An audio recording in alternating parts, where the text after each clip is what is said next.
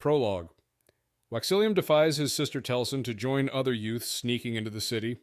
He overhears a concerning conversation about Forsh, a twinborn linked to a fire incident. Later, Waxillium confronts Forsh in an abandoned dormitory, discovering a tied-up child and weapons.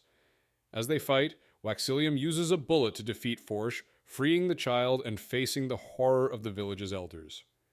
28 years later, Waxillium, now a lawman, interrupts a gang raid.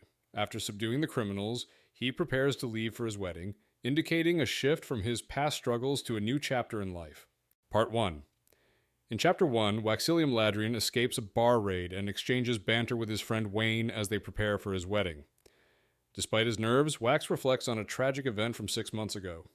At the church, he meets his bride-to-be, Steris, who insists he's late. A mysterious man interrupts, seeking Wax's help on a job from Harmony, but Wax declines, focusing on the wedding. As the ceremony begins, Wax grapples with unresolved feelings for his deceased love, Lessie. Suddenly, chaos erupts when a metal cylinder tips, spilling water, prompting Wax to save Steris and launch them away from danger. In Chapter 2, Waxillium Ladrian helps Lord Drape into his carriage after the flooding incident at the church. Returning inside, he finds Steris upset about the wedding's disruption, but they agree to reschedule. Marasi, now a constable, investigates the incident and discovers loose bolts on the water tower. She confronts Wayne in a kitchen, where he's acting as a chef, celebrating the cancelled wedding with food. They discuss the chaos and how Wayne instigated the disruption with some friends. The chapter concludes with Akandra approaching Marasi, asking for her help regarding investiture and identity. In Chapter 3, Waxillium arrives at the Ladrian mansion feeling trapped despite its luxury. He senses trouble and meets Elendel, Akandra, who discusses a new device called the Evanescope and the potential for creating unkeyed metal mines. Elendel reveals the possibility of manipulating identity and investiture to enhance abilities. They discuss the Bands of Mourning, the Lord Ruler's powerful metal mines, and Elendel expresses concern over a missing Kandra named Relure. Marasi is asked to help recover Relure's missing spike, crucial for restoring his sanity, and she decides to undertake the mission, with Wax considering joining her when he sees a familiar face in an image, his sister Telsin. In Chapter 4, Wayne explores Wax's mansion, reflecting on wealth. Wax shares his plan to confront his uncle about a conspiracy, deciding to attend a political gathering in New Seran. Wayne embarks on a quest to find a worthy offering for a god, engaging in trickery to acquire meat buns from a baker using a silver fork. He attempts to trade a wet wallet for a fine enforcement officer's notebook, escaping with it after a chase. Wayne delivers the notebook to Renette's temple as a gift. Finally, he joins Wax, Marasi, and Steris at the train station, ready for their journey. Part 2. In Chapter 5, Wax travels by train and receives a double-barreled shotgun from Renette, reflecting on the dissatisfaction of outer cities with Elendel's governance. Steris explains their grievances, highlighting their feeling of being overtaxed and controlled. Their conversation turns personal as Steris expresses concerns about their upcoming marriage and intimacy, leading to a sincere moment between them. Wax showcases a new hook device he received, using it to illustrate his views on human nature and law. Steris shares her excitement about financial mysteries, encouraging Wax to analyze their house's ledgers together, deepening their bond. In Chapter 6, Marasi becomes absorbed by a disturbing sketch of a monster drawn by Relure, a wounded Kandra. The sketch, depicting a red creature with void-like eyes, suggests a potential new kind of hemalurgic monster. Marasi contemplates the implications of hemalurgy while searching for Relure's lost spike, discarded after an explosion. She converses with Wayne, who lightens the mood with humor, while discussing her feelings of inadequacy in relation to Waxillium. The chapter ends with Marasi leaving the dining car and witnessing a gunman firing down the corridor of the train. In Chapter 7, Waxillium encounters an armed train robbery, recognizing the bandits' inexperience. He protects Marasi and Steris while increasing his weight to push the train forward. As he engages the robbers, he realizes they have Metalborn among them and discovers his steel reserves are missing, leaving him vulnerable. Marasi provides cover fire and surprises herself by shooting a bandit to protect a hostage.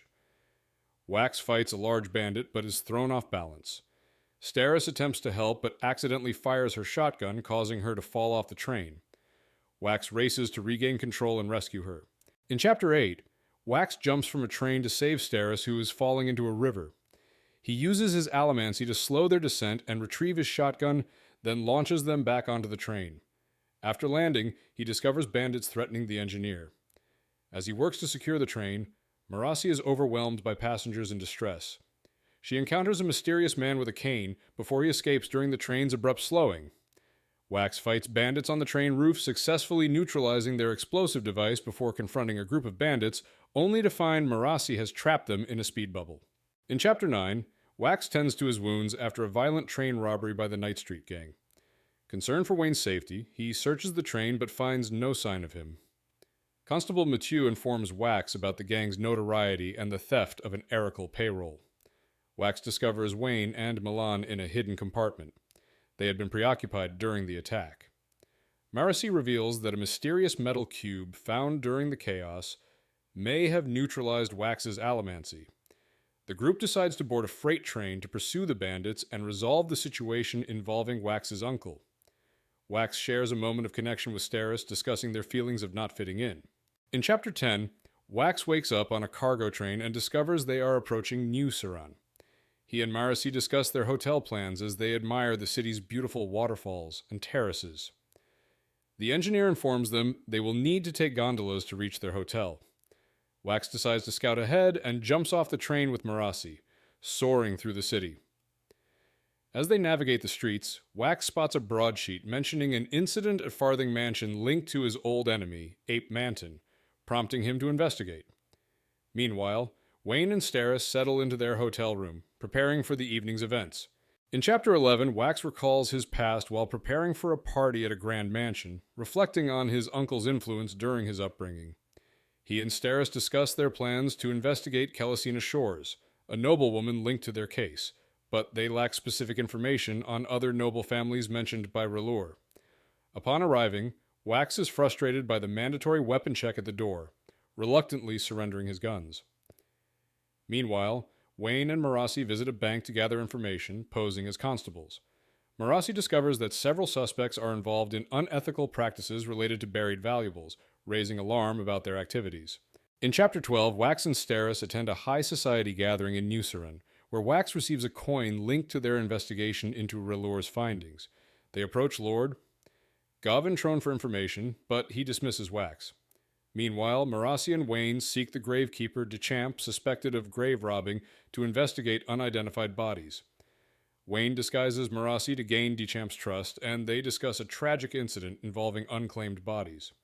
Dechamp leads them to a freshly filled grave, emphasizing the need for caution while digging. The chapter concludes with Dechamp starting to dig up the grave. In Chapter 13, Wax decides to stay in the basin to confront more significant threats rather than chase minor criminals. He meets informant Devlin, who reveals that a building project involving allomancers is covered up, with many in the nobility implicated. Devlin warns Wax of a larger danger posed by the people in the room, hinting at an impending civil war. Wax then encounters Lady Kelesina, who deflects his inquiries about a strange coin and avoids discussing the building project. Meanwhile, Steris unexpectedly induces vomiting as a precaution against poisoning, and Marasi contemplates her idol, Vin, while Wayne causes chaos by tossing her into a grave amidst gunfire. In Chapter 14, Marasi and Wayne, trapped in a shallow grave after a gunfight, devise an escape plan. Wayne uses speed bubbles to protect them, allowing Marasi to draw the attacker's attention. After the fight, they retreat to a gravekeeper's shack, where they learn that hired muscle was involved and that Wayne's name was mentioned. Marasi hopes Waxillium is faring better. Wayne discovers a hidden stash of booze and an account book listing past grave-robbing jobs. Marasi finds a note indicating they should investigate a specific plot, prompting her to propose one final stop for the night. In Chapter 15, Templeton Fig is in his study, anxious about the aftermath of the graveyard incident. He is interrupted by Dechamp's corpse crashing through his door, causing him to panic. Moments later, Death appears outside, demanding a spike Templeton possesses. Terrified, Templeton insists he sent the spike away by courier. Meanwhile, Wayne, after a successful disguise as Death, reflects on the night's events, while Marasi expresses concern about the location Dulcing. Waxillium, scouting Kelesina's rooms, overhears a conversation between her and Edwarn's suit about plans involving him. He prepares to confront them when a steward interrupts, revealing Wax's location. In Chapter 16, Wax confronts Edwarn through a telegraph device about the attempted murder on the train. Edwarn distracts Wax by mentioning a dead passenger, then reveals he's involved in larger schemes. As Wax demands to know his sister's whereabouts, Kelesina is attacked by a steward who suddenly possesses incredible strength. Wax attempts to fight back, but Kelesina is shot and killed, leading to chaos. After narrowly escaping Edwarn's kill squad, Wax teams up with Milan, who uses her metal-enhanced body to fight. They retrieve valuable items and learn about Edwarn's plans, prompting a hasty escape from the city as they are framed for murder. Part 3. In Chapter 17, Marasi, Waxillium, and Steris travel by stagecoach discussing the mysterious Bands of Mourning. Marasi activates a metal cube that enhances Allomantic powers, prompting suspicion about its connection to the set's plans. As they approach the village of Dulcing, Wax uses a spyglass to spot a suspicious roadblock and soldiers stationed nearby. They decide to infiltrate the heavily guarded compound. Wayne volunteers to create a distraction by sabotaging the perimeter's floodlights, allowing Wax, Marasi, and Milan to sneak inside the building. In Chapter 18, Marasi and Milan stealthily navigate a warehouse filled with workers and guards. Discussing their search for a spike related to allomancy research, they decide to enter a large vessel being constructed, suspecting it might contain the spike. Meanwhile, Wax and Wayne explore the warehouse, noting advancements in technology and searching for Wax's uncle. Wax feels a sense of urgency, recalling the importance of finding Suit, who is closely tied to the spike. They spot a limping man entering a room and discover Wax's sister Telson is being held inside, prompting immediate concern from Wax. In Chapter 19, Marasi and Milan infiltrate a warehouse to find a device from Erich. They unlock a room and discover a study and a safe. While Milan searches for valuables, Marasi finds a notebook revealing that the set is studying a ship rather than building it. Marasi also discovers a caged, masked figure whom she frees, uncovering a horrific room filled with bloodstained tables. Meanwhile, Wax reunites with Telson, who reveals their uncle has been keeping her there. As they plan their escape, Marasi brings the masked man along, leading to unexpected challenges as gunshots echo through the warehouse. In Chapter 20, Telson's lifeless body shocks Wax, who is determined to protect his sister. After using a steel push to escape guards with Telson, they reach the ship's top. Wax learns about approaching soldiers and strategizes with Wayne. As chaos erupts, Wax fights fiercely, using his allomantic powers to protect Wayne and cover their escape. Meanwhile, Marasi and Milan assist Wax while he finds a hidden escape route. They climb into a concealed room where a masked man introduces a medallion that makes them lighter. As they prepare to escape, Wax pushes the room, revealing it as a detachable boat. In Chapter 21, Wax uses an allomantic push to lift an airship with help from Alec Neverfar, who enhances their flight with an allomantic grenade. Telson warns Wax of a weapon sought by Uncle Edwarn hidden in the mountains, prompting Wax to inform Elendel and pursue the Bands of Mourning. Marasi, recovering from an injury, reflects on their mission's true purpose. Alec reveals that the Sovereign, a figure from their history, saved his people after a catastrophic freeze and claims that the bands were left in a hidden temple for protection. They decide to search for the temple and the bands. In Chapter 22, Marasi and Alec travel southward in an airship towards the mountains, taking about 2 hours to reach their destination. Alec navigates using unfamiliar devices and maps. They discuss the medallions they wear and the Bands of Mourning. Alec reveals cultural insights about his homeland, including the significance of masks. He shares his sorrow over the loss of his crewmates and his home. Marasi learns that the ship's fuel, metal, is essential for flight and can explode if wet. As they approach the Seran range, Waxillium identifies a light in the darkness, indicating Suit's expedition has begun. In Chapter 23, Wayne wakes in a crashed airship alongside Wax and Telson, who are tracking individuals in the snow. Telson wants revenge, but Wax values her information more. After the crash, they find a stone fortress built by the Lord Ruler. Inside, they discover disturbing murals and dead bodies, leading Wax to theorize that a previous crew perished due to traps while searching for the Bands of Mourning. Telson insists on accompanying Wax deeper into the fortress, while Steris and Marasi stay behind. As they proceed, they encounter various traps, highlighting the dangers that lie ahead. In Chapter 24, Marasi, Wayne, and Steris await the arrival of Suit at the temple, realizing their situation is precarious due to dwindling supplies and medallion energy. Marasi reflects on the nature of morality and usefulness while examining a spike related to Khandra history, discussing feelings of worthlessness with Steris, who reveals her unexpected feelings for Waxillium. Meanwhile, Wax and Milan navigate a trap-filled hallway, contemplating the significance of the temple's design and traps. As they prepare to confront Suit, Wayne announces that they have captured him, prompting a tense discussion about negotiation. In Chapter 25, Wax confronts his uncle Edwarn Ladrian, who arrives with a large contingent outside the temple. Edwarn, now without the luxury of his usual attire, claims to have come to negotiate. Despite Wax's attempt to assert control and arrest him for treason, Edwarn insists he is not in custody. He reveals knowledge of the temple's traps and offers to help Wax access a hidden door. As tensions rise, Wax reluctantly agrees to Edwarn's terms, allowing him to proceed through the door first.